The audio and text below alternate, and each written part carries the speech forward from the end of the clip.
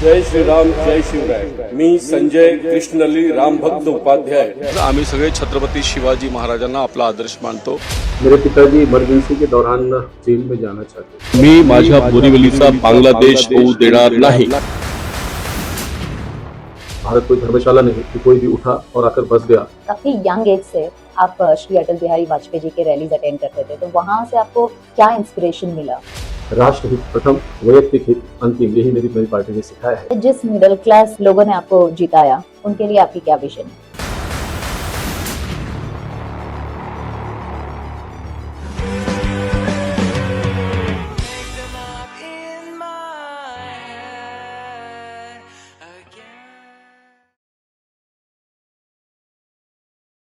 Welcome to another powerful episode of एक सोच, one idea that changed your life. आज हम उनसे मिलेंगे जो पॉलिटिक्स को कुर्सी का खेल नहीं, एक जिम्मेदारी मानते हैं. आज हमारे साथ एक ऐसे लीडर है जो बोरीवली की आवाज बन चुके हैं.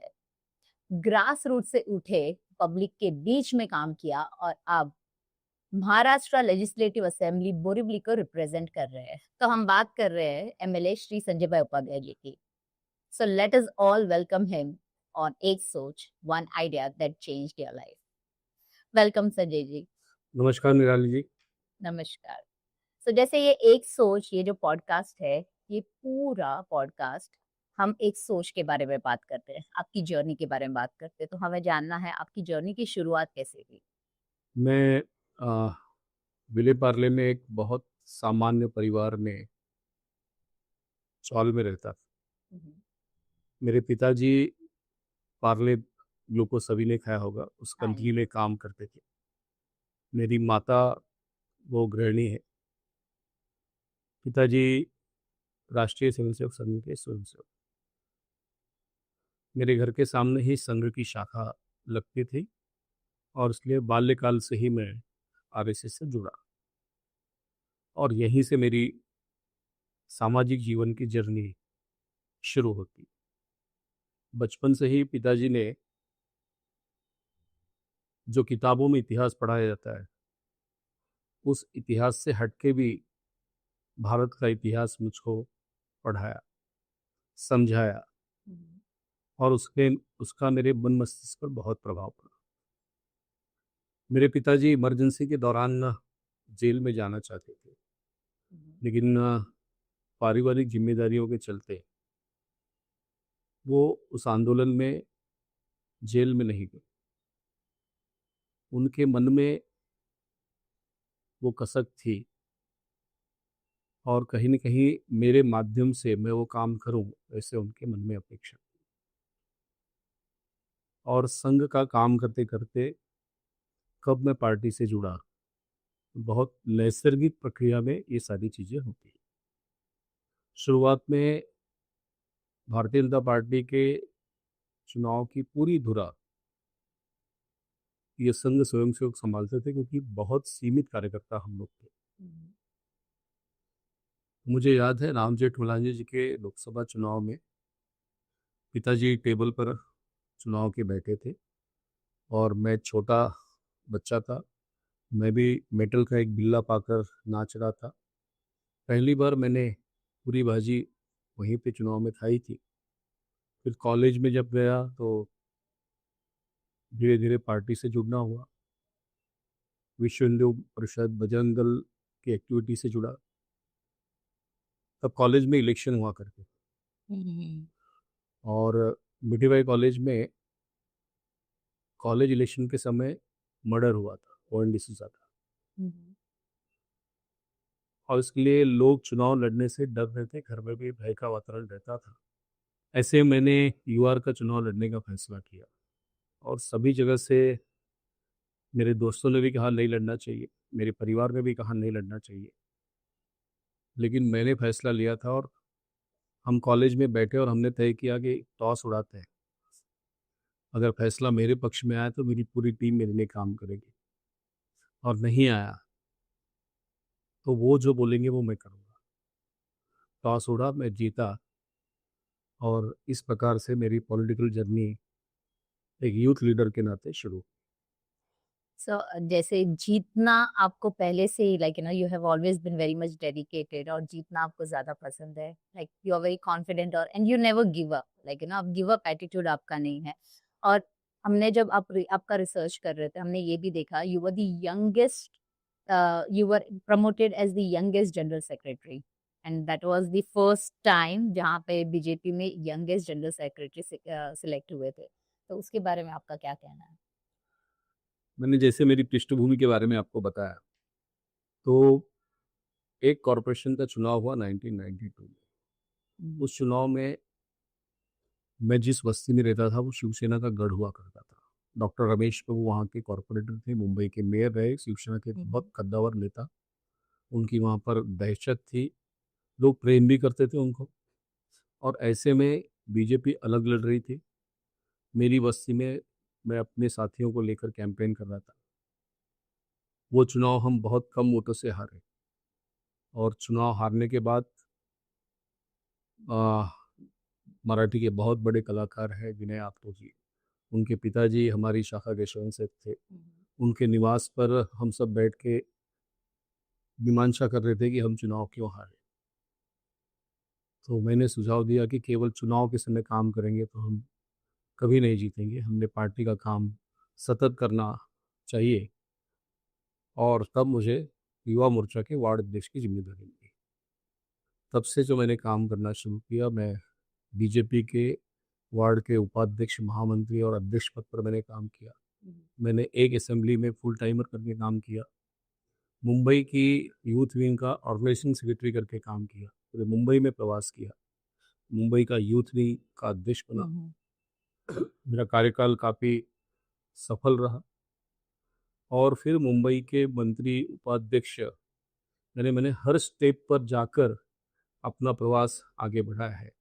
जो भी लिस्ट आती थी उस लिस्ट में मेरा नाम लास्ट होता था। मैं मुंबई का मंत्री बना तब 8 मंत्री बने थे, मेरा नाम 8वां था।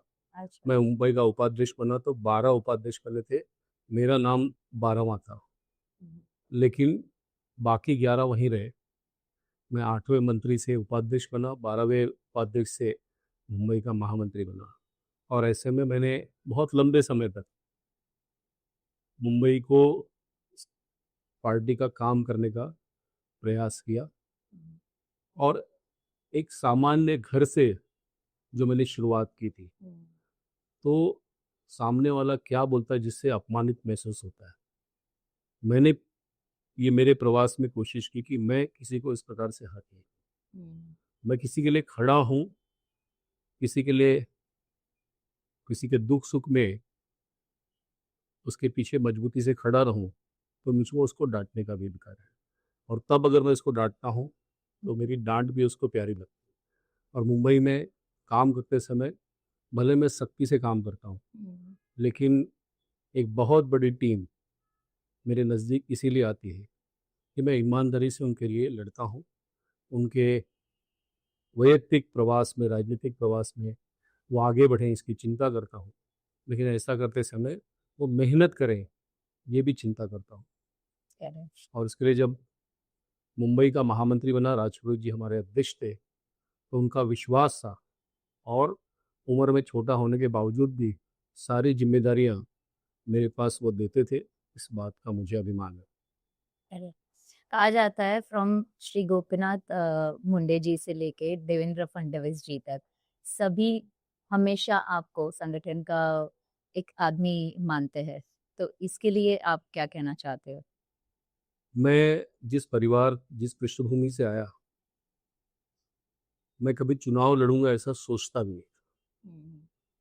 और इसके लिए एमएससी फिजिक्स तक पढ़ाई करने के बाद अगर मेरे पिताजी ने मैंने नौकरी नहीं करनी चाहिए इस प्रकार का अवसर दिया, तो मैंने लोगों से हट के काम करना चाहिए, मैंने वो करने का प्रयास किया।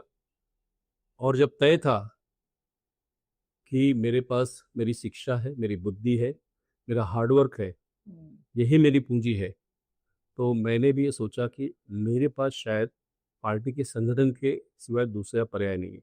और उसके लिए मैंने मेरी दिशा इलेक्ट्रॉल पॉलिटिक्स की तरफ न झोंकते हुए ऑर्गेनाइजेशन स्किल की तरफ ज़्यादा की और जो बेहतर करते थे उनसे सीखा परफेक्शन के साथ काम करने की कोशिश की। जो चुनौती मिला, उसको कैसे बढ़िया करूँ? मेरी ये सोच हमेशा रही कि दायित्व कोई भी मिले, मेरे अंदर वो गुण होना चाहिए कि मैं अगर अच्छा काम करूँगा तभी ये इवेंट सक्सेसफुल होगा। और इसके लिए मैंने उस हर चुनौती को, चाहे छोटी हो, बड़ी हो, उसका ज़िम्मेदारी से पालन किया, वहन किया और इसके कारण मेरी पहचान मेरे काम के आधार पर बनी। गोपीनाथ मुंडे जी के पास भी मैं अपने काम के आधार पे पहुँचा, कभी उन्होंने भी मुझको डाँटा होगा। माननीय देवेंद्र जी के साथ युवा मोर्चा के समय से हम सब जुड़े रहे, लंबे समय से हमने काम किया है और ये सारे नेतृत्व ने अलग-अलग समय पर मुझको दिशा देने का काम किया होगा, मुझको कुछ बातें बताई होंगी, जिसके कारण मेरे काम करने का दिशा परफेक्ट हुआ होगा। मैं विपरीत परिस्थितियों में भी संभला होगा और इसके लिए मैं मेरे सारे नेतृत्व का, वो कम समय में मुझको कभी अटल जी के पास जाने का सौभाग्य मिला, बहुत बार माननीय अडवाणी जी के पास उनके साथ रहने का मौका मिला, माननीय प्रमोद जी के साथ रहने का काम मिला और मुंबई की लगभग हर नेतृत्व के साथ जुड़ा, काम किया और पर्दे के पीछे काम करने के कारण बहुत सारी छोटी-छोटी चीज़ों में समझ पैदा हुई और इसके लिए ही उनका विश्वास पात्र भी बना। तो जैसे पॉलिटिक्स की बात करते हैं, कई काफी यंग एज से आप श्री अटल बिहारी वाजपेयी जी के रैलीज अटेंड करते थे, तो वहां से आपको क्या इंस्पिरेशन मिला? जैसे सब मुंबई में क्रिकेट खेलना चाहते हैं, मैं भी बचपन में क्रिकेट ही खेलता था। स्कूल से आने के बाद बैग फेंक देता था। मेरे घर के सामने एक मैदान था, मैदान की साफ सफाई करता, वहाँ की क्रिकेट टीम का कैप्टन था, दिन भर मैदान में रहता। एक दिन मेरे पिताजी ने कहा कि आज पारला स्टेशन जाना है, अटल बिहारी जी की सभा है। मेरा मन क्रिकेट में था, पिताजी का मन सभा में था। पिताजी ज़बरदस्ती मुझको लेके गए।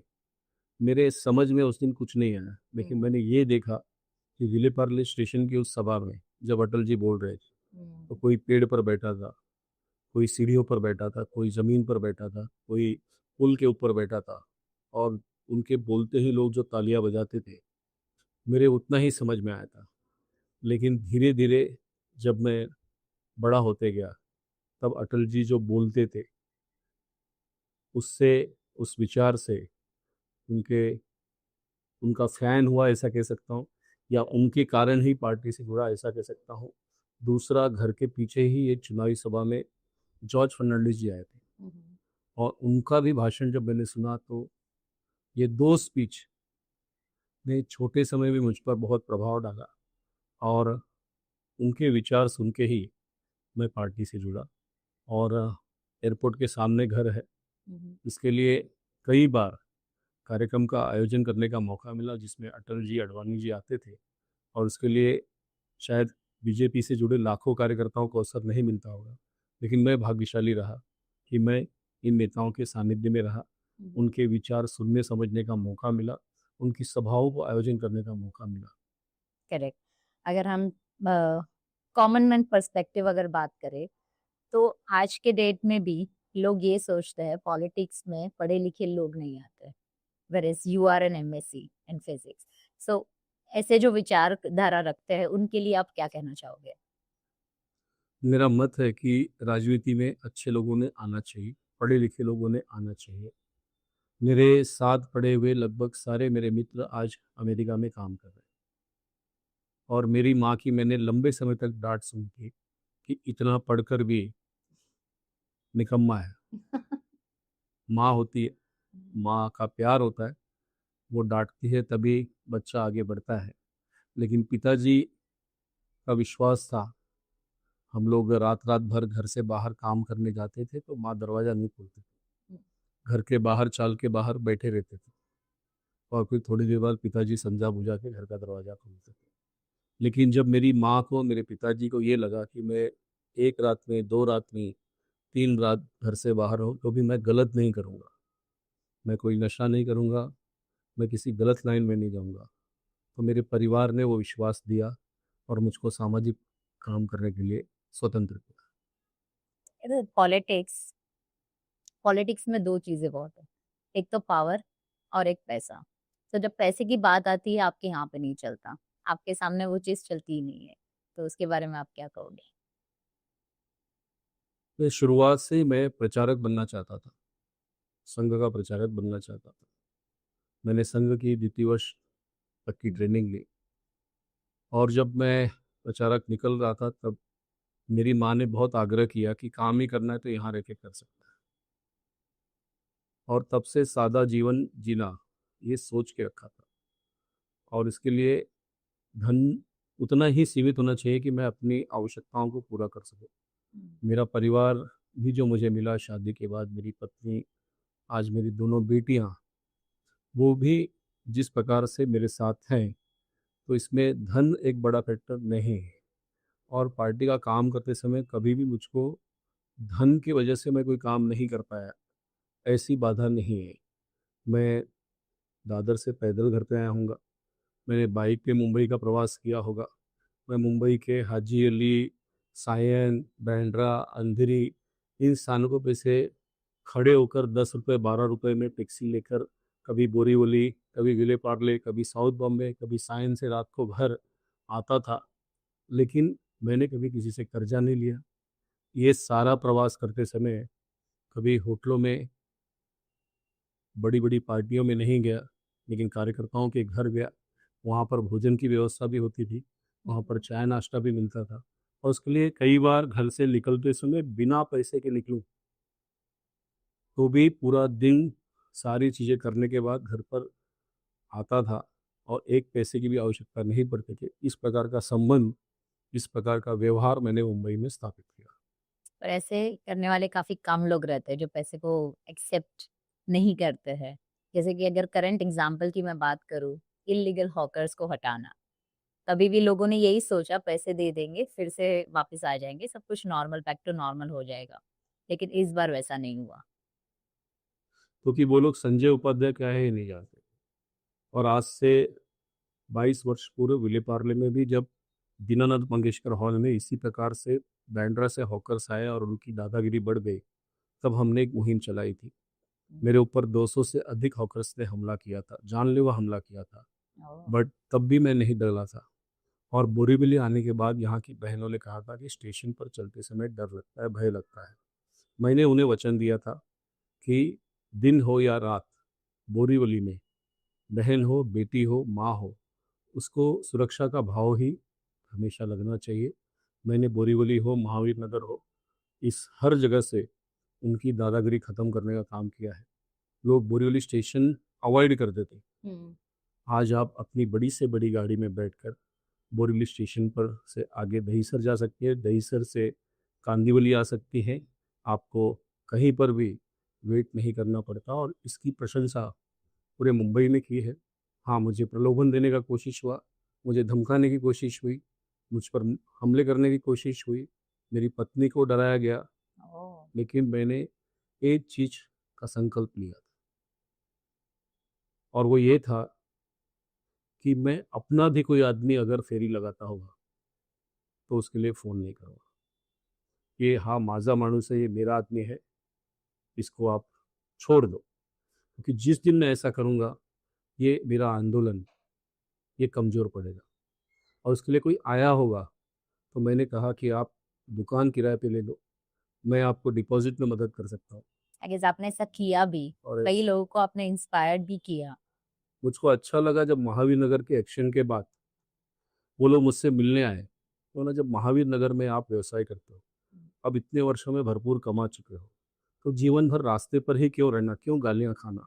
अच्छा होगा कोशिश करके, हिम्मत करके आप दुकान किराए पे ले लो, एक दिन आप उस दुकान के मालिक हो जाओगे। और 4 लोगों ने मिलकर एक स्पेस लिया दुकान में, अपना-अपना पोर्शन डिवाइड किया, और किसी थर्ड आदमी ने मुझको दुकान के उद्घाटन के लिए बुलाया। हुँ। मैं सोच रहा था कोई सामाजिक कार्यकर्ता का कार्यालय का उद्घाटन, और जब महावीर नगर पर ये लोकेशन रुका, तो यहाँ पे मुझको क्या करना है? और मैंने देखा कि 4 लोग मेरे हाथ से ही, जिनके मैंने फुटपाथ के धंधे को हटाने का काम किया, हुँ। उन्होंने मेरे हाथ से ही अपना इनॉग्रेशन। दुकान का उद्घाटन कराया। हमारी एक पदाधिकारी जो बोरीवली स्टेशन के सामने फेरी लगाती थी, भोजन बेचने का काम करती थी। आज वो सीसीआर के जो ट्रेनिंग सेंटर है उसकी कैंटीन उसको मिल गई और उसने प्रसाद ला के मेरा आशीर्वाद लिया। बोला, मैं जीवन भर सोच रही थी कि मेरा इतना अच्छा काम आपने रोक दिया, लेकिन आपने मेरा हौसला बढ़ाया। आज मैं इतनी बड़ी कैंटीन को संभाल रही हूँ, न वहाँ मुझको किराया देना पड़ रहा है, तो मुझको सम्मान से जीने की दिशा आपने दी है। तो ऐसे भी उदाहरण बोरीवली में हो रहे हैं।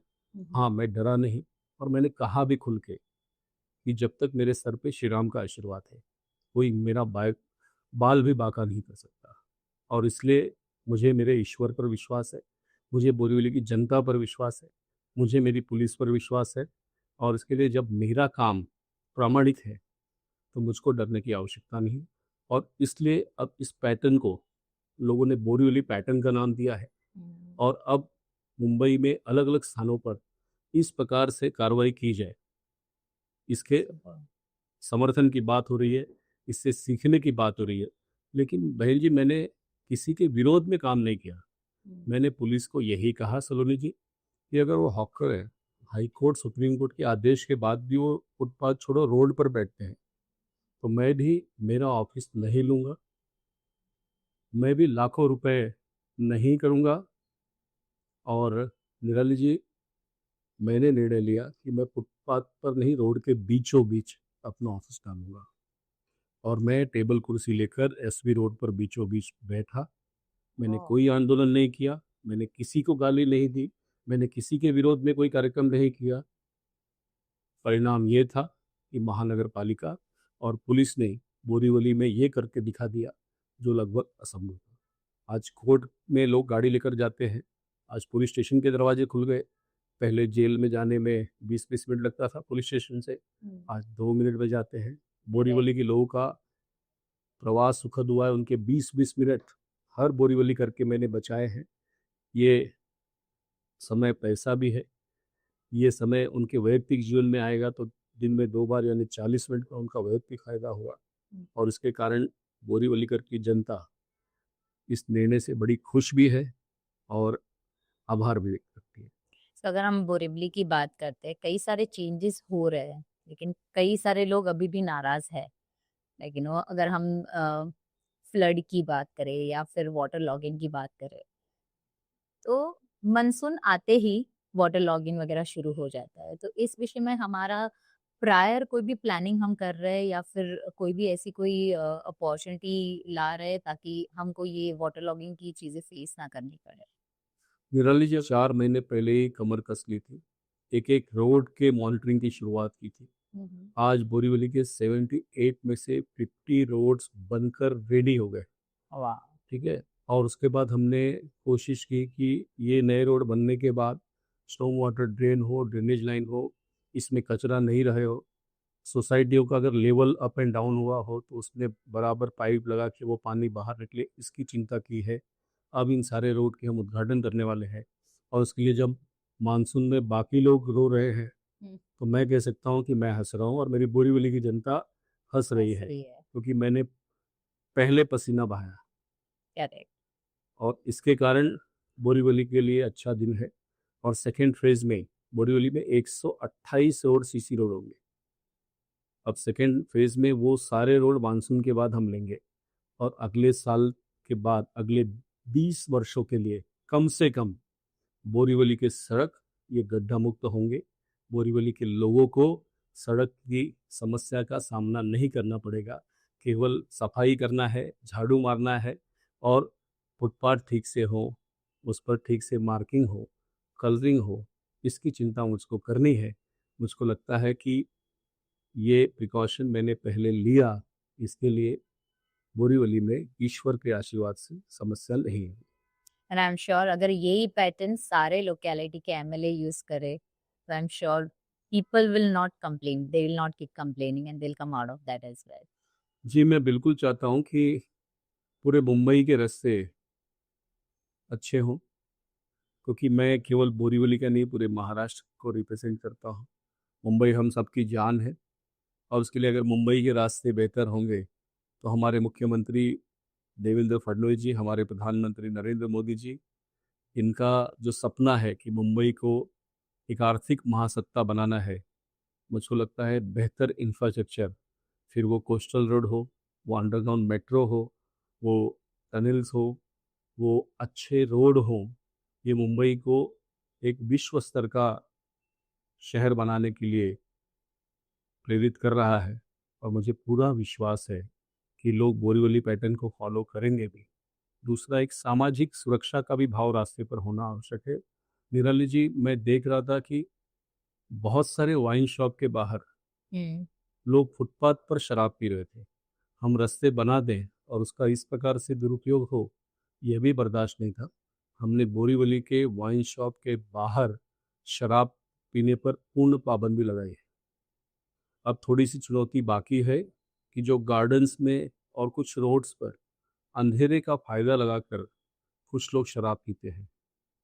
कोई शराब पिए, इससे मेरा कोई आक्षेप नहीं है, लेकिन वहाँ अगर वह सार्वजनिक स्थल है तो वहाँ से कोई सामान्य महिला कैसे जा सकती है, कोई बेटी कैसे जा सकती है। और इसके लिए नशे में अगर किसी ने किसी के साथ गलत कर दिया तो बाद में प्रश्न पूछने से पहले सतर्क रहना जरूरी है। और इसके लिए हमने बोरीवली में ये अनूठा पहल उठाया। आप नशे की बात कर रहे थे, तो अगर मैं यूथ की बात करूं, कई यूथ आज भी बहुत सारी ऐसी चीजें ले रहे हैं जो उन्हें नहीं लेनी चाहिए। सो कई बार बोरीवली के बहुत ही अंदर कोनों में जा जाके भी वो लोग कर रहे हैं। यहाँ पे महावीर नगर में भी हो रहा है। तो इसके लिए हम क्या कर रहे हैं? आप खुलकर शायद नहीं बोल रही है, लेकिन मुंबई में या देश भर में ड्रग्स की उपलब्धता हम्म। ये सचमुच में गंभीर समस्या है। अमीरों से लेकर गरीबों तक हर प्रकार का ड्रग अवेलेबल है और सहजता से अवेलेबल है। और हमारी युवा पीढ़ी इस नशे की लत में अपनी जवानी बर्बाद कर रही है। और ये लत इतना बुरा है कि नशा करने के बाद उनको मारो, उनको पीटो, उन पर कोई प्रभाव नहीं पड़ता। और जब नशे की तलब लगती है तब फिर पैसा लेने के लिए वो चोरी भी कर सकते हैं, वो हत्या भी कर सकते हैं।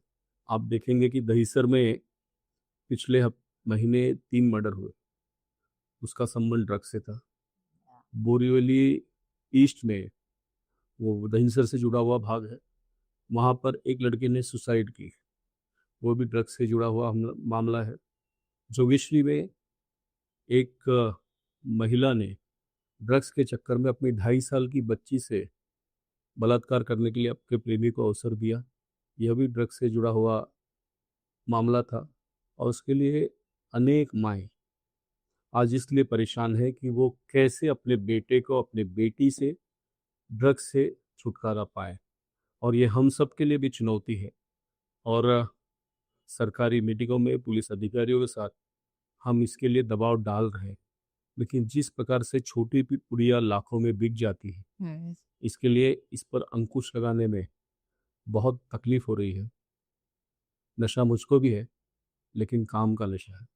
मैं युवाओं से चाहूँगा कि वो अच्छा नशा पैदा करे, वो भक्ति का नशा करे, वो देशभक्ति का नशा करे, वो काम का नशा करे, वो कमिटमेंट का नशा करे, अपने काम के प्रति समर्पित हो और ड्रग्स से, गांजे से, सिगरेट से, बीड़ी से अपने आप को दूर रखे। एक स्वस्थ भारत, एक उज्जवल भारत के निर्माण में अपना योगदान दे। और अगर हम यूथ की बात करें, जो जेनजीज जनरेशन, अभी ये जो नए नए टर्म्स आए हैं, तो इनमें ना पेशेंस नहीं है। उनको सारी चीजें बहुत क्विक चाहिए, बहुत क्विक फिक्सेस चाहिए रहते हैं। तो जो भी अगर माता पिता भी उनको कुछ बोल रहे हैं करने के लिए, वो नहीं कर पाते हैं। राइट? तो उनके लिए हम क्या कहना चाहेंगे? माता पिता को हम क्या कहना चाहेंगे? नहीं, ये हर जनरेशन का प्रॉब्लम है। मैं भी मेरे युवा काल में सोचता था कि मेरे पिताजी ने ये करने की आवश्यकता थी, उन्होंने ऐसा क्यों नहीं किया। लेकिन अगर मेरे पिता मेरे ऊपर कोई कर्जा नहीं है तो मुझको लगता है कि वो मुझ पर बहुत बड़ा उपकार करते हैं। अगर वो मुझको पढ़ाते हैं तो मेरे ऊपर बहुत उपकार करते हैं। अगर वो मुझको अच्छे संस्कार देते हैं तो मुझको बहुत बड़ा उपकार करते हैं। और इसके लिए अपनी पूर्वजों पर या अपने माता पिता पर शंका करना कि वो ऑर्थोडॉक्स है और उन्होंने ऐसा नहीं, ऐसा करना चाहिए था, मेरे को लगता है एक समय ऐसा आता है। लेकिन जब जिम्मेदारियां अपने सर पर आती हैं, जब शादी होती है, जब आटे दाल की कीमत समझती है, तब समझ में आता है कि अपने पिता ने या अपनी माँ ने उस प्राप्त परिस्थिति में किस प्रकार से अपना पेट काटा होगा, लेकिन अपने बच्चों को सारी सुविधा दी होगी। और इसके लिए ये हर यूथ के साथ होता है, मेरे साथ भी हुआ है, आपके साथ भी हुआ होगा। लेकिन जो सनातन संस्कार है, उसमें वो नैसर्गिक रीत से इस सिस्टम को सीख जाता है और फिर मेहनत से अपनी अगली पीढ़ी के भविष्य संवारने में लग जाता है। सो अगर बात करें मुंबई के रोड्स की मुंबई के रोड्स की जो हालत है हर बार चर्चे में रहती है, ठीक है। आप भी उसी सिस्टम का एक हिस्सा हो, तो इस सिस्टम का अब तक कोई सोल्यूशन क्यों नहीं आ रहा? नहीं, हम अगर कमिटेड हैं तो समाधान होता है। और कम से कम मैं अभी थोड़ी देर पहले मनोरी गांव से आ रहा हूँ। मनोरी और गोराई ये मुंबई शहर का हिस्सा है।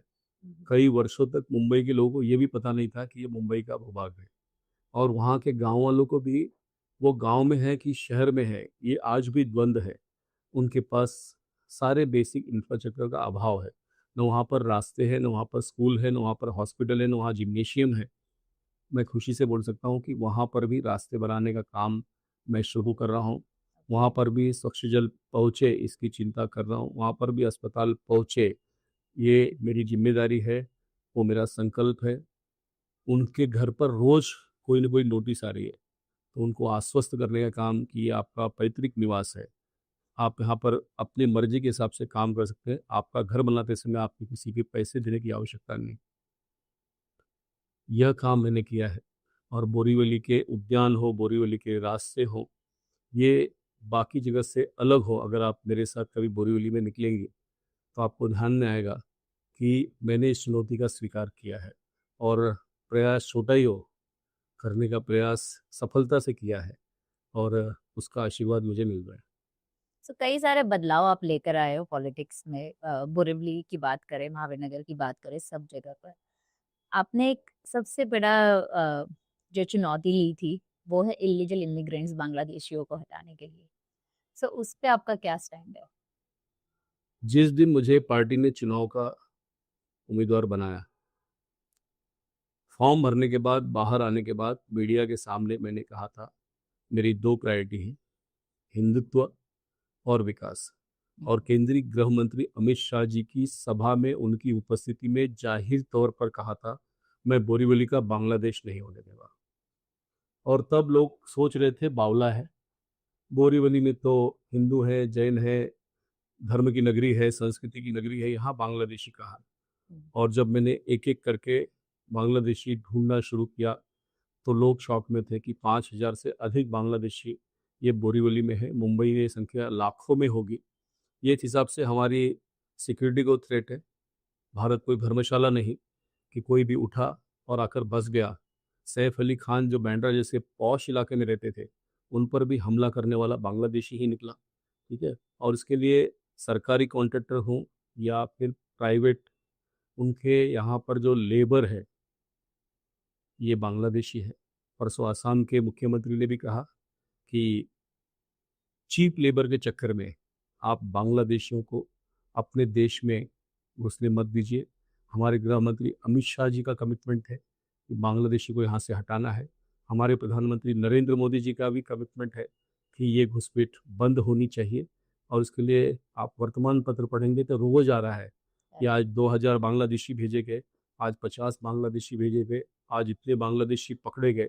और उसके लिए जो मुद्दा मैंने उठाया था वो सही है, और इसके लिए मैं अपने बात पर अड़िग हूँ कि मैं बोरीवली का बांग्लादेश नहीं होने दूंगा, यानी नहीं होने दूंगा।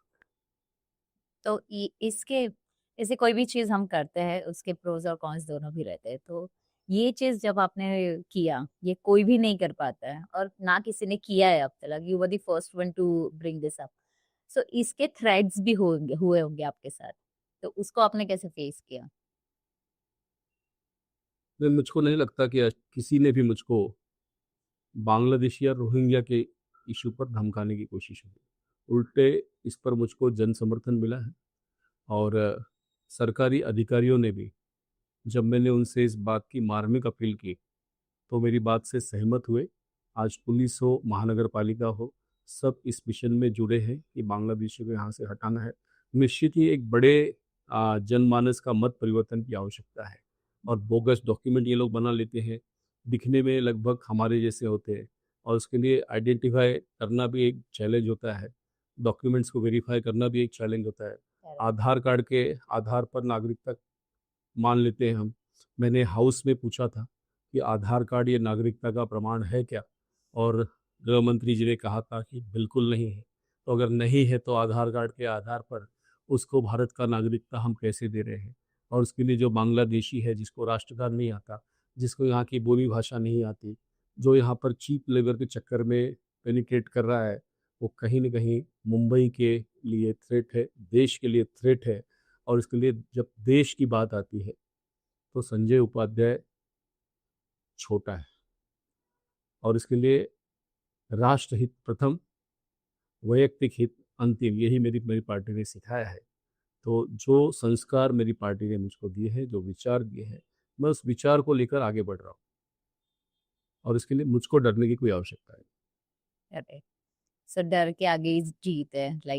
बहुत सारे पॉलिटिशियंस को मैंने देखा है, कई सारे कदम उठाने के टाइम पर भी बहुत फियर होता है उनमें, लाइक पब्लिक का फियर, मुझे वोट नहीं मिलेगा अगर मैं उनके थॉट प्रोसेस के हिसाब से नहीं चलता तो मुझे वोट नहीं मिलना है। जैसे आप जब चुनाव लड़ रहे थे, कई सारे पॉलिटिकल पार्टीज या फिर कई सारे लोग भी थे जो बोल रहे थे आप चुनाव नहीं जीत पाओगे, लेकिन उसी दरमियान आप 1 लाख वोटों से जीत गए, जो मुंबई का हाईएस्ट वोटिंग पोल था। तो उसके लिए आप क्या कहना चाहते हैं? काम कैसे करना, इसके बारे में हमारे प्रधानमंत्री नरेंद्र मोदी जी ने बड़े विस्तार से एक छोटी बैठक में हम सबको समझाया था। जनता क्या चाहती है, जनता की समस्या क्या है, यह जो समझे वो राजनेता। और मैंने, मेरे ख्याल से मुंबईकर क्या चाहते हैं, बोरीवलीकर क्या चाहते हैं, ये समझा है। और उसके लिए अगर मैं कभी डंपर की बात करता हूँ तो लोग मेरी बात से सहमत होते हैं कि कोई तो हिम्मत करके ये हाईवे के ऊपर जो डंपर वालों की दहशत है, दादागिरी है, उस पर बोल रहा है। जब मैं वाइन शॉप के सामने दारूबंदी की बात करता हूँ तो मेरी बहनें खुश होती हैं कि कोई तो हमारा रखवाला है जो हिम्मत से हमारी बातें कर रहा है। मैं अपने पति से नहीं बोल सकती, अपने भाई से डर के मारे नहीं बोलती कि वो कैसे झगड़ा करेगा, लेकिन मेरा एमएलए हमारी सुरक्षा की बात कर रहा है। जब मैं हॉकर्स को हटाने की बात करता हूँ तो संपूर्ण बोरीवली कर ही नहीं, देश भर से जो शुभ आशीर्वाद आते हैं, जो प्रतिक्रियाएं आती हैं, या जब मैं बस्ती में जाता हूँ, रोड पर चलता हूँ, तो जो मेरी माताएं बहनें मुस्कुराकर मुझे आशीर्वाद देती हैं, मुझको लगता है कि मेरा स्थान मैंने उनके दिल में बनाया है। उनके मन में क्या है, उनके दिल में क्या है, ये मैंने समझा है। मुझको मेरे पार्टी के नेता मोदी जी ने यही सिखाया है और इसके लिए काम के प्रति विश्वास था। भले किसी को लग रहा होगा, शायद व्यक्तिगत दोष के कारण लग रहा होगा, ये नहीं जीते, लेकिन बोरीवली की जनता, जिसने 1978 से रामभाऊ नाईक, हेमेंद्र मेहता, गोपाल शेट्टी, विनोद तावड़े, सुनील राणे को भारी बहुमत से चुना, और जब परीक्षा की घड़ी आई थी तब उसने जो भारतीय जनता पार्टी का बोध वाक्य है, जो हम कहते हैं कि nation first, party second, self last, Borivali के लोगों ने हमेशा देश हित को प्रथम माना है। उनके मन में मोदी है, उनके दिल में मोदी है, उनके दिल में भी भाजपा है, कमल है। और जब ऐसी परीक्षा की बात आई थी तो उन्होंने व्यक्ति से दल को, दल से राष्ट्र को हमेशा बड़ा माना था और निर्णय पार्टी के पक्ष में लिया था। वो बोरीवली की जनता एक सामान्य कार्यकर्ता को कैसे हरा सकती थी? मेरे से खुद से कमिटमेंट था कि अगर मैं 1 लाख से कम वोटों से जीता तो ये मेरी वैयक्तिक हार होगी। ईश्वर का आशीर्वाद रहा, पार्टी के प्रति, पार्टी के नेतृत्व के प्रति बोरीवली की जनता का अटूट प्रेम, अटूट विश्वास था। मुझे 1,40,000 वोट मिले, 1,257 वोटों की लीड मिली, मुंबई की सबसे बड़ी लीड मिली।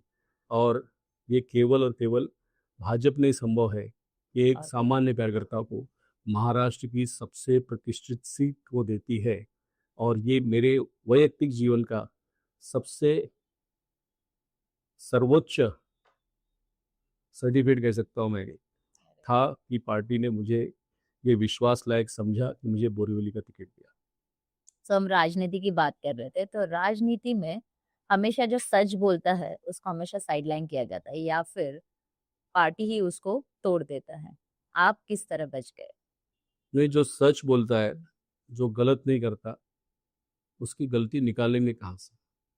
उसका मार्ग कठिन हो सकता है, उसका मार्ग लंबा हो सकता है, लेकिन मंजिल तो मिली ही है। और मेरे रूप में आप ये देख सकते हैं, अगर आप अपने काम के प्रति कमिटेड होंगे। मैंने हमेशा से अपने पुरुषार्थ के आधार पर दिए हुए दायित्व को चुनौती समझकर उसको सफल करने को ही अपना काम माना था। सारे ज्योतिष कभी भी भविष्यवाणी करते समय मैं जनप्रतिनिधि बनूंगा ये नहीं बोलते थे, लेकिन मेरा विश्वास भाग्य में था और भाग्य और कर्म ने ही मुझको यहाँ तक लाया है। और इसके लिए आज भी मैं अपने काम के प्रति समर्पित हूँ और जैसे चुनाव के पहले था ऐसे ही चुनाव के बाद भी हूँ। उतनी सहजता से आज भी लोगों से मिलता हूँ। मैंने आज भी कोई पीए नहीं रखा। मैं सारे लोगों के कॉल अटेंड करता हूँ। व्हाट्सएप पर आया हुआ एक संदेश उसको भी रिप्लाई करने की कोशिश करता हूँ। जब लोग फ़ोन करते हैं और मैं कहता हूँ हाँ मैं संजय उपाध्याय बोल रहा हूँ, तो कई सारे लोग ये कहते हैं कि हमारा एमएलए हमारा फ़ोन उठाता है, हमारा काम नहीं हुआ तो भी चलेगा, हम इसी में खुश हैं। करेक्ट। ये आपने बहुत बड़ी बात की। लोगों के दिमाग में एक ही चीज है कि एमएलए अप्रोचेबल नहीं होते। लाइक एमएलए बन गए फिर वो वीआईपी बन जाते, पब्लिक इजीली उनको अप्रोच नहीं कर पाता। तो अगर आप अप्रोचेबल हो तो लोग आपको किस तरीके से अप्रोच कर पाएंगे? ये विश्वास मैंने बोरीवली के लोगों का जीता है और इसके पहले भी काम करते समय सामान्य कार्यकर्ताओं के सुख दुख की मैंने चिंता की है। और जब लोगों ने देखा कि हम कोई सूचना करते हैं, हम कोई तकरार करते हैं, 24 घंटे में उस पर कार्रवाई होती है, रिजल्ट दिखता है, तो जब आप रिजल्ट देते हो तो लोगों का आना बढ़ता है। मेरे कार्यालय में आने के बाद एक व्यक्ति ने मुझे कहा कि आपकी प्रतिष्ठा के आधार पर आपका कार्यालय छोटा है। मैंने उनको उत्तर दिया, मंदिर छोटा हो तो भी उसमें भक्तों की संख्या बड़ी होनी चाहिए। और मेरा कार्यालय जरूर छोटा है, लेकिन जनता जनार्दन जिनको हम ईश्वर रूपी मानते हैं, अगर वो मेरे कार्यालय में आ रहे हैं तो मुझको लगता है कि जो पार्टी ने मुझको जिम्मेदारी दी है, कहीं न कहीं मैं उस पर एक सार्थक प्रयास कर रहा हूँ। करेक्ट। सो जैसे कहते हैं जिस मिडिल क्लास लोगों ने आपको जिताया, उनके लिए आपकी क्या विजन है? कई बार जनप्रतिनिधियों पे आरोप लगता है कि वो अमीरों की ज़्यादा सुनते हैं, बिल्डर के करीब हो जाते हैं। बोरीवली में आने के बाद मैंने देखा कि बहुत सारे लोग परेशान इसलिए है कि उनकी बिल्डिंग आधे पे लटकी है, उनको किराया नहीं मिल रहा है।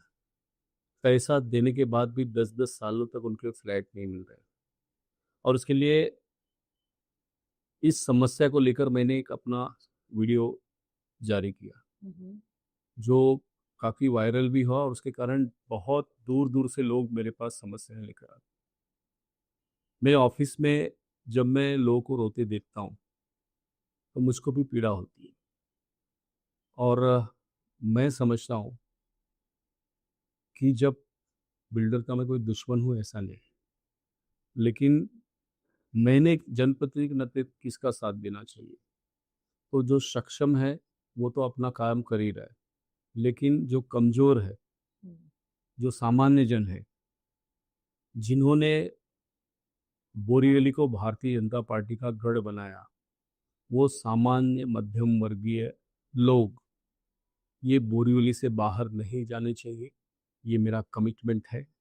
मैं उनकी रक्षा, उनकी सुरक्षा के लिए प्रयास करता रहूँगा और मैंने कई प्रयास आपसी संवाद से ख़त्म किए हैं और 8 से अधिक ऐसे प्रोजेक्ट जिसमें कम्युनिकेशन गैप था, छोटी छोटी चीज़ें ठीक करने से प्रोजेक्ट आगे बढ़ रहा था, इंटरवेंशन करने के बाद मुझको सफलता मिली और लोगों ने भर भर कर मुझको आशीर्वाद दिया। यही मेरी पूंजी है, यही मेरी ताकत है और इसीलिए मैं कहता हूँ कि मैं उन सामान्य जनों के लिए लड़ूं यही मेरे पार्टी के नेता नरेंद्र मोदी जी ने, देवेंद्र जी ने मुझको सिखाया है और इसके लिए मैं अपने विचार पर, अपने विश्वास पर अडिग रहूँगा और उनके लिए लड़ता रहूँगा। तो पॉलिटिक्स में कई सारे स्ट्रगल फेस करने पड़ते हैं, तो आपको क्या लगता है कौन सी चीज़ में आपको सबसे ज़्यादा स्ट्रगल फेस करना पड़ता है? जैसे लोगों की वजह से या फिर सिस्टम की वजह से या लोगों के एक्सपेक्टेशंस की वजह से? ईश्वर के बाद, मंदिर के बाद कोई ऐसी दूसरी जगह होगी जहाँ पर सामान्य जन अपने घर से उठकर मदद के लिए जाता है, तो वो जनप्रतिनिधि। और इसके लिए मैं समझता हूँ कि कुछ न कुछ ईश्वर का अंश ऊपर वाला हमें देता है और इसलिए दिमाग में ये बात हमेशा बनी रहनी चाहिए, पैर जमीन पर रहने चाहिए। शुरुआत में कभी-कभी मैं गुस्सा हो जाता था। फिर मैंने अपने आप को योग साधना से नियंत्रित करने का प्रयास किया कि जो आदमी आ रहा है वो तो परेशान है, उसको अपनी बात रखने का पूरा अधिकार है और उसकी बात को सुनना यही मेरा काम है और उसका समाधान निकाल सकूं तो ये मेरा भाग्य है। और इसके लिए ये लोगों का विश्वास बना रहे, लोग ऑफिस में आते रहे, मैं उनकी बातें सुनूं भी, क्योंकि आज कोई भी अपने वैयक्तिक बात ऐसे ही किसी से साझा नहीं करता। आज कोई भी अपनी समस्या ऐसे ही किसी से साझा नहीं करता। उसको कोई विश्वास लगता है तो बोरीवली के लोगों ने मुझे इतना बड़ा जनमत देकर चुना है। मैं उन सब का एमएलए हूँ जिन्होंने मुझको वोट दिया या नहीं दिया, चाहे वो मेरी पार्टी के हों, चाहे किसी दूसरे पार्टी के हों। अगर उनकी कोई समस्या है और मैं उस समस्या का समाधान कर सकता हूँ, तो ये मेरी नैतिक जिम्मेदारी है कि मैं उसके लिए प्रामाणिक प्रयास करूँ और उनका समाधान करूँ। मैं ये करने का प्रयास करता हूँ। सो बोरिवली में जैसे हमने बीच में बात की स्किल डेवलपमेंट की, सो बोरिवली में बहुत सारे कॉलेजेस हैं, इंस्टीट्यूशंस हैं, बट बहुत ही कम अपॉर्चुनिटीज है अगर जॉब की भी बात करो या फिर स्किल डेवलपमेंट सेंटर्स की बात करो, तो उसके लिए do we have any kind of vision? हमारे जो सांसद हैं माननीय पीयूष गोयल जी, वो केंद्र में मंत्री भी हैं और सारे मंत्रियों में उनका स्थान इम्पोर्टेंट भी है। उनकी दूरदृष्टि है और उन्होंने हम सबको काम करने की एक दिशा दी है और देश के बड़े बड़े संस्थानों से संपर्क करके उन्होंने उत्तर मुंबई में कौशल्य विकास का सेंटर डेवलप किया। 21,000 से ज़्यादा लोगों को आज तक हम अच्छे स्थानों पर नौकरी दे पाए। हमने उनको ट्रेनिंग भी दी है। ट्रेनिंग लेते समय उन्हें कुछ पैसा मिले, ये भी व्यवस्था रहती है और उसके बाद नौकरी मिले और ऐसा वो सब जगह खोलने का आग्रह कर रहे हैं। हम बोरीवली में ही जल्द उसकी शुरुआत करने वाले हैं और इसके लिए युवा जो हमारा है वो बेरोजगार नहीं हो। वैसे हमारे बोरीवली में एक से एक यूथ आपको मिलेंगे जिन्होंने देश ही नहीं विश्व के स्तर पर देश का नाम ऊंचा किया है। शून्य से अपना व्यापार शुरू किया और आज उन्होंने अपना एक नया मुकाम बनाया है। तो बोरीवली की धरती ये लोगों को आगे आने का मौका देती है और जब इस प्रकार का विजनरी नेतृत्व हो तो निश्चित ही हम सबको भी काम करने की दिशा भी। Okay. अगर हम डेवलपमेंट की बात करें तो बोरिवली में पब्लिक स्पेसेस बहुत कम होते जा रहे हैं, लाइक कंक्रीट जंगलें बढ़ती जा रही है, तो ग्रीनरी बढ़ाने के लिए हम क्या कर रहे हैं? निराला जी, मैं कहूँगा कि मुंबई में सबसे ज़्यादा ग्रीन स्पेस कहीं पर है तो वो केवल और केवल बोरीवली में है। हमारे पूर्व सांसद जनसेवक गोपाल शेट्टी जी उद्यान सम्राट के नाम से ही जाने जाते थे। जितने बड़े बड़े उद्यान प्लेग्राउंड्स बोरीवली में है और जितनी संख्या में है उतने पूरे मुंबई ने किसी असेंबली में नहीं हुए। एक दूसरा, बोरीवली से जुड़ा हुआ नेशनल पार्क है। मुंबई का एक भाग्य है कि मुंबई शहर की सीमा में ही within the limits of Mumbai city there is a national park. हमारे पास समुद्र भी है, हमारे पास पागोड़ा भी है और हमारे पास गोराई गांव और मनोरी गांव के रूप में एक बहुत ही नैसर्गिक विरासत हमारे पास है। हाँ, लेकिन उसके बाद भी जिस प्रकार से निर्माण हो रहे हैं, वर्तमान पत्रों में आया कि सबसे पोल्यूटेड क्षेत्र में बोरीवली का उल्लेख हुआ, हमने संकल्प किया है बोरीवली में अधिक से अधिक पेड़ लगाएंगे। एक व्यक्ति के पीछे 2 पेड़ हो तो शहर बचेगा। और जैसे ही मानसून की शुरुआत हुई, हमने पेड़ लगाने की शुरुआत की है। हमारे प्रधानमंत्री नरेंद्र मोदी जी ने एक पेड़ माँ के नाम इस अभियान को चलाकर पेड़ के साथ एक नया रिश्ता जोड़ने का काम किया है। इस वसुंधरा के साथ एक नया रिश्ता जोड़ने का काम किया है। उसको अपने माँ का नाम देकर उन्होंने एक अपनत्व, एक ममत्व देने का काम किया है, ताकि वो पेड़ केवल लगाए नहीं, तो पेड़ का संवर्धन हो, संरक्षण हो, वो हरित हो, बड़ा हो, इसकी भी चिंता हम करें। तो हम सब मिलकर बोरीवली का वो वैभव जिसके लिए वो जाना जाता था, वो ग्रीन बेल्ट बनाने की जिम्मेदारी हम सबकी है, केवल महानगर पालिका के लिए। इसलिए हम यूथ को आगे ले रहे हैं, हम सोशल वर्कर्स को इन्वॉल्व कर रहे हैं और बोरीवली में पेड़ों की संख्या बढ़े इसकी चिंता कर रहे हैं। आज के डेट में भी अगर आप देखोगे तो महिलाएं बहुत कम संख्या में महिलाएं आगे आ रही है, यंग महिलाएं आगे आ रही है। वो इसीलिए नहीं आ पा रही है क्योंकि उनके माता पिता को एक डर है कि पॉलिटिक्स में आपको नहीं जाना चाहिए। राइट? तो वो माता पिता को हम क्या कहना चाहेंगे? सार्वजनिक जो जीवन होता है उसमें अपनी बेटी को भेजना या अपनी पत्नी को भेजना, ये हमेशा उस परिवार के लिए एक बहुत महत्वपूर्ण फैसला होता है। और यह फैसला लेते समय उसके मन में उसकी सुरक्षा का भाव ये बहुत बड़ा होता है। और उसके लिए मेरा तो मानना है कि पॉलिटिक्स में अच्छे लोगों को आना चाहिए, पॉलिटिक्स में पढ़े लिखे लोगों को आना चाहिए। और ऐसा भी नहीं है कि पढ़े लिखे लोग ही अच्छे होते हैं। अच्छे लोग, कम पढ़े लिखे लोग भी होते हैं, अनपढ़ लोग भी होते हैं, उन सबका पॉलिटिक्स में आना जरूरी है। और जब वातावरण अच्छा होगा, तो जब हम कॉरपोरेशन में 50% महिलाओं को आरक्षण दे रहे हैं, अब जल्द ही फैसला आने वाला है कि हम विधानसभा में और लोकसभा में भी महिलाओं को आरक्षण देंगे। तो किसी की पत्नी, चूंकि उसका पति बहुत लंबे समय से वहाँ नगर सेवक था या एमएलए था या एमपी था और उसके पास पैसा है, ताकत है, तो उसे अवसर दिया जाए। इसके बदले एक ऐसी लड़की जिसके अंदर प्रतिभा है, जो लड़ सकती है, जो बोल सकती है, जो आगे समाज की समस्याओं को लेकर जा सकती है, मुझको लगता है वो आएगा तो देश का लोकतंत्र और मजबूत होगा। मुझको लगता है कि भारत में वो ताकत है। हमने एक पहल की है कि देश की राजनीति में महिलाएं आगे आएं। और उसके लिए मैं जब मेरी पार्टी में देखता हूँ, तो मुंबई में मैं जयंतीबेन मेहता को देखता था, मैं सुषमा स्वराज जी को देखता हूँ। और ऐसे उदाहरण जो बड़ी शालीनता से काम भी करते थे और साथ ही साथ अपनी प्रतिमा को लेकर भी उन्होंने देश के लोगों में ही नहीं, दुनिया के लोगों के बीच में भी जो अपना स्थान बनाया है। महिलाओं ने, युवतियों ने ऐसे आदर्श लेने की आवश्यकता है और इसको लेकर आना चाहिए, ऐसा मेरा मत है। अगर मैं युवाओं की बात करूं तो युवाओं को टिकट कब मिलेगा? भारतीय जनता पार्टी के निर्णय प्रक्रिया को आप देखेंगे तो हमेशा से पार्टी 25%, 30% लोग के, वर्तमान लोगों के टिकट को बदलती है, नए लोगों को, चेहरे को मौका देती है।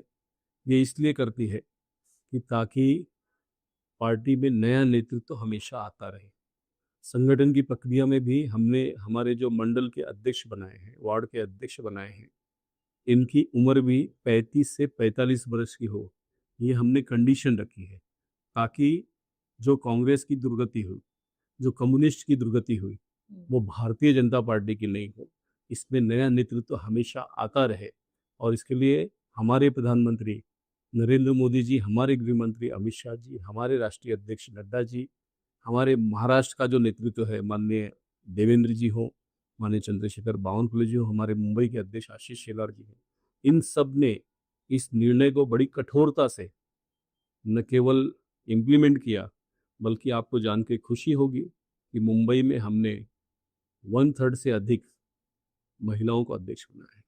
ऐसा करने वाली भारतीय जनता पार्टी एकमेव पार्टी है जिसने हिम्मत से सामान्य महिलाओं को वार्ड का अध्यक्ष बनाया है, मंडल का अध्यक्ष बनाया है और दक्षिण मुंबई जैसे महत्वपूर्ण जिले का अध्यक्ष भी एक महिला को दिया है। करेक्ट। अगर हम महिला की बात कर रहे हैं, अ, कई सारे अभी जैसे बोरिवली की अगर मैं बात करूं, बोरिवली में घर घर में महिला है जो कुछ ना कुछ कर रही है।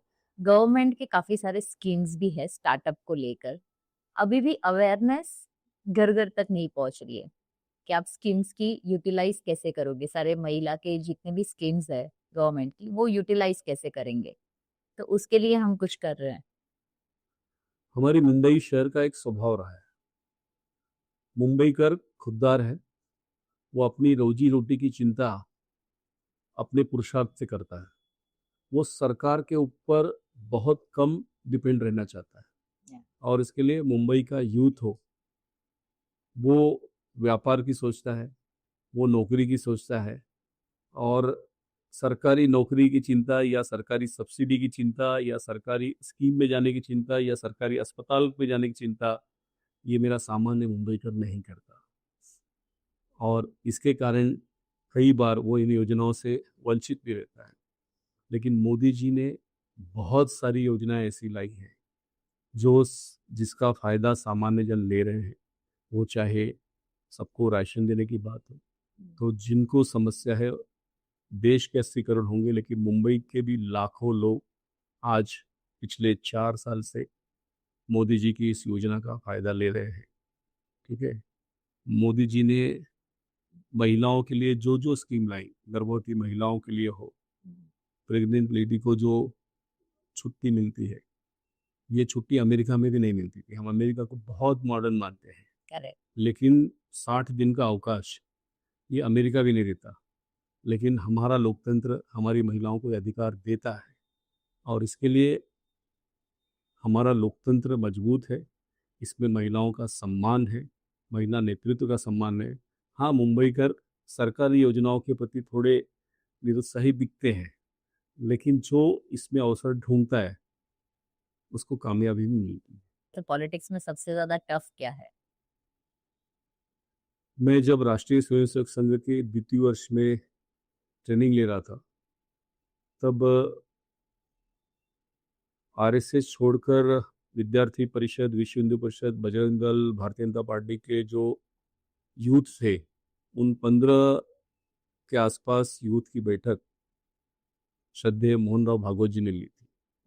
और हमारा सबका परिचय होने के बाद जब वो हम सबको समझा रहे थे, तो उन्होंने कहा था कि इस सब में सबसे टफ जॉब जो है वो पॉलिटिक्स है, क्योंकि एक दिन आपको लगता है आपने पूरी दुनिया जीत ली और अगले ही क्षण आपको लगता है कि आपका सब कुछ खो गया है।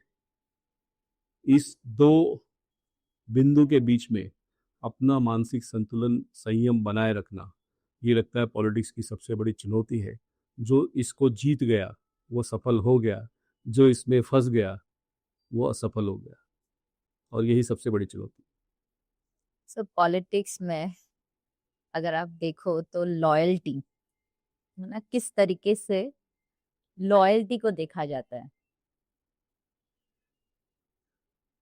जो पार्टी के प्रति कमिटेड होता है, जिसकी प्रायोरिटी पार्टी होती है, जिसकी प्रायोरिटी पार्टी का विचार होता है, जिसका प्रायोरिटी में पार्टी का काम होता है, मेरी पार्टी उसकी उसको प्रायोरिटी में रखती है। और उसके लिए जब मुझको बोरीवली से टिकट दिया, तो उसमें हमारे नेता माननीय देवेंद्र फडणवीस जी ने कहीं तो देखा होगा कि हर चुनौती को संजय मजबूती से करता है। मैं कभी रोज उनके पास गया होगा, उनके बंगले के बाहर खड़ा होगा, उनके कार्यक्रमों के बाहर खड़ा होगा, ऐसा मैंने कभी नहीं किया। लेकिन जो काम पार्टी ने दिया उसको पूरी लगन से, पूरी प्रामाणिकता से किया, और ये काम मेरी पार्टी देखती है। दिल्ली से लेकर गली तक का नेतृत्व काम के आधार पर पहचान बनाता है। और इसलिए शायद मैं साधारण परिवार से आने के बाद भी मुंबई के यूथ का अध्यक्ष बना, मुंबई का जनरल सेक्रेटरी बना, प्रदेश में सेक्रेटरी रहा, महा हाउसिंग जैसे डिपार्टमेंट में वाइस प्रेसिडेंट बना। और जब देने की बात आई तो मेरी पार्टी ने महाराष्ट्र की सबसे प्रेस्टिजियस सीट बोरीवली मेरे ऐसे सामान्य कार्यकर्ता को दी। यही दिखाता है कि पार्टी लॉयल्टी को देखती है, पार्टी समर्पण को देखती है, पार्टी परफॉर्मेंस को देखती है, पार्टी हार्ड वर्क को देखती है, वो पैसा नहीं देखती। Thank you so much for being so candid. एक last question which I really want to ask, as Sanjay Upadhyay आपका विजन क्या है? मैं कई वर्षों से मेरे मन में प्रश्न आता था कि मैं मुंबई में रहता हूँ,